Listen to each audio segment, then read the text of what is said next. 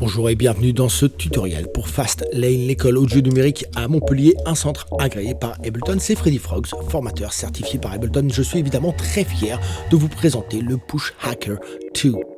Cet outil Max for Live est le fruit d'une collaboration entre Sound Manufacture et Fastlane. Le Push Hacker 2 a été recodé pour le rendre plus fluide et plus versatile que son prédécesseur. Dans le tutoriel précédent, je vous ai montré comment utiliser la plupart des fonctions de Push Hacker 2, mais j'avais laissé de côté la fonction Clip ici car elle nécessite un tutoriel pour elle toute seule. Cette fonction Clip vous permettra d'utiliser Push et un seul bouton de votre push pour enregistrer des signaux audio ou MIDI dans les emplacements de clips de live, mais aussi d'arrêter les enregistrements, de les rejouer, de les effacer et de recommencer. En gros, ça vous permet d'utiliser live comme un looper sans utiliser le looper dans live. Alors pour démontrer cela, j'ai créé ici une piste audio. Je me suis bien sûr assuré que ma carte son était sélectionnée comme périphérique d'entrée audio dans live et j'ai choisi ici de faire rentrer ma voix grâce à External In dans cette piste. Vous pourriez alternativement choisir d'enregistrer une autre piste de votre live set ou bien l'ensemble des pistes grâce à la fonction Resampling. Voilà, je vais choisir ici maintenant le contrôle sur Push, le bouton que je veux utiliser pour déclencher la fonction Clip de Push Hacker 2. Je vais prendre le plus en bas à gauche ici et lui assigner la fonction Clip. Je vais maintenant sélectionner sur quel emplacement de clip je désire enregistrer l'audio, celui-ci par exemple, et appuyer sur Learn Selected Clip Slot, comme ceci.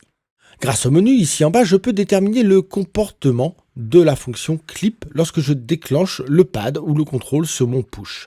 Il y a bien sûr deux manières de déclencher un contrôle sur push, un pad. Je peux soit appuyer rapidement et relâcher le doigt, ça s'appellera push, et je peux aussi maintenir le doigt enfoncé sur le pad, ça s'appelle hold. Ici, je détermine ce qu'il se passe lorsque le clip est en train de jouer et que je le déclenche rapidement. Va-t-il être redéclenché, arrêté ou effacé? Lorsque je maintiens le doigt sur le pad, va-t-il être arrêté ou effacé? Lorsque le clip est en train d'enregistrer et que je le déclenche rapidement, va-t-il jouer ou s'arrêter? Lorsque le clip est en train d'enregistrer et que je maintiens le doigt sur le pad, va-t-il être arrêté ou effacé? Et lorsque le clip est arrêté et que je le déclenche rapidement, va-t-il être joué, effacé ou enregistré? Ou lorsque je le maintiens mon doigt sur le pad, va-t-il être effacé ou joué? L'ensemble de ces menus et de ces comportements me permettront de complètement customiser la fonction clip de manière à l'adapter à mon jeu de scène et à mes besoins.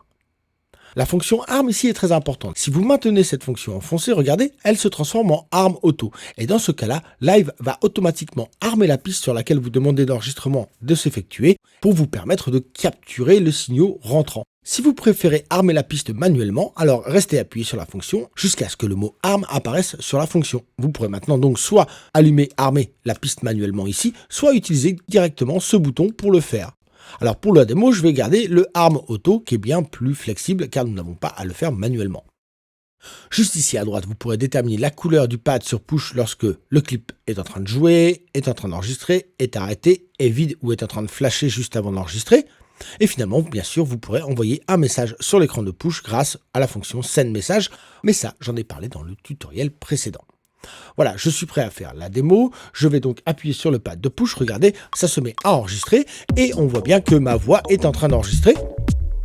Je vais appuyer rapidement sur le pad comme ceci et vous verrez que le clip cette fois-ci se met à jouer. Il arrête donc d'enregistrer. Alors on l'entend pas parce que j'ai muté la piste, je voulais pas doubler le signal.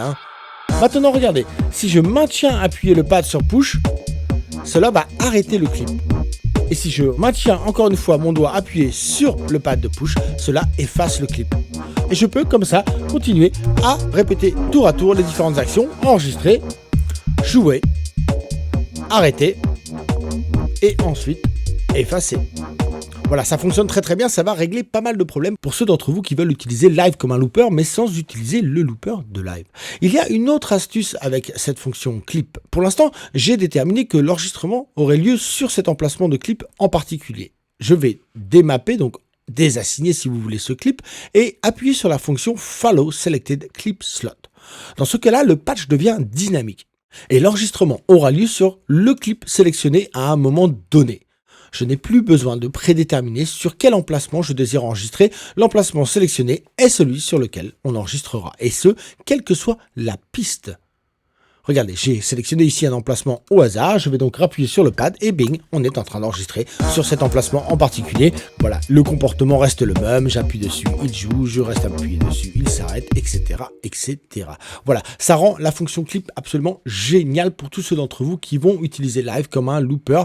Il y avait déjà quelques solutions sur le marché, mais je ne pense pas qu'elles étaient aussi valides que celle-ci. Voilà, vous trouverez le Push Hacker 2 sur le site de Sound Manufacture. Vous trouverez le lien en bas de la description de cette vidéo. Je vous remercie d'avoir suivi ce tutoriel et je vous retrouve dans le prochain. Au revoir.